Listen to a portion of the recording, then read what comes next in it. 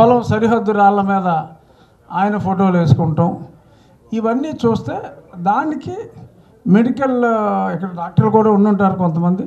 Medical డైరెక్టరీలో దాన్ని narcissism అని అదొక మానసిక వ్యాధిగా పేర్కొంటారు. ఆయనకి ఆ వ్యాధి ఉందని అందరూ భావిస్తున్నారు. కాబట్టి బహుశా ఆ వ్యాధి చికిత్స కూడా వెళ్తే వెళ్ళుండొచ్చు. నార్సిసిజం తనను తాను అమితముగా ప్రేమించుకునే వాడిని నార్సిజం అనే మానసిక వ్యాధితో బాధపడుతున్నాడని చెప్తారు. ఆర్థిక సాయం చాలా అతిగా అందించాడు కాబట్టి ఏదో గుడ్లో మెల్ల కొంత మెజారిటీ తగ్గవచ్చు. ఏదైనా 30,000 పైనే మెజారిటీ ఉంటుంది.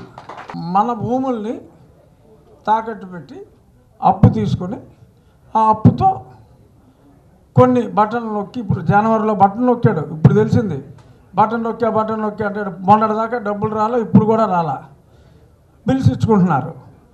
ఎందుకు అతను బయటికి వెళ్ళేటప్పుడు 151 అన్నాడు అని ఆలోచిస్తే 151 పైన వస్తాయని ఈ అధికారులు ఇతను చెప్పినట్టు రూల్ ప్రకారం చెల్లిస్తే ఆ బిల్లులు ఏమీ చెల్లించడానికి లేదు. ముందు ఉన్నాయి, చాలా ఉన్నాయి. ఈ క్లియరెన్స్ చేయవలసినవి ఇప్పుడు కోర్టుకు వెళ్ళారు కదా, నేను బటన్ నొక్కాలనుకుంటున్నాను, వీళ్ళు అడ్డం పడుతున్నారని.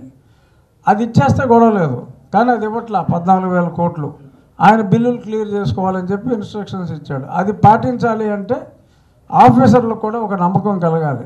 తప్పు చేయాలంటే మళ్ళీ నేనే వస్తున్నాను కాబట్టి మీకేమి ఇబ్బంది లేదు అని ఒక నమ్మకం కలిగించడం కోసం 151 అని ఒక ఫిగర్ చెప్పేసి పోయాడు. నాకు తెలిసి జగన్మోహన్ రెడ్డి గారు అసెంబ్లీలో కాలే పెట్టడు.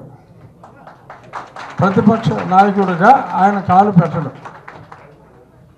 ఆయన తట్టుకోలేడు. అతని స్వభావం నాకు అవగాహన ఉంది. అతను అవమానం తట్టుకోలేడు.